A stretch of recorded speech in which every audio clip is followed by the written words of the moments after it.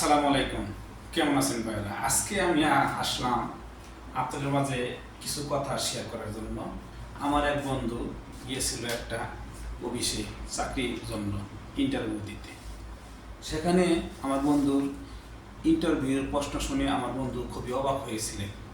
আর প্রশ্নের সময় বুঝতে পেরেছিলেন তার চাকরি এখানে হবে না, কারণ তার যে নাই টাকা জোর ও মামা খালুদের জোর, তার চাকরি কি করে হবে?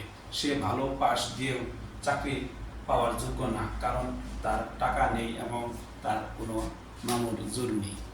এরকম আমার বন্ধুর মতো যারা প্রতারিত হয়েছেন তারা অবশ্যই আমাকে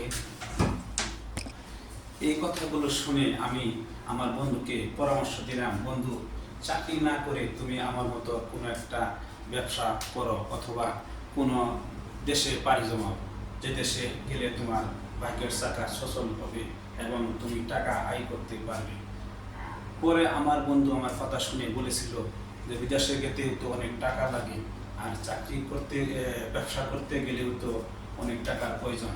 আমি বন্ধুকে বলেছিলাম তুমি টাকা কোনো ব্যাংক থেকে লোন নাও এবং তুমি ছোটোখাটো কোনো একটা ব্যবসা শুরু করো।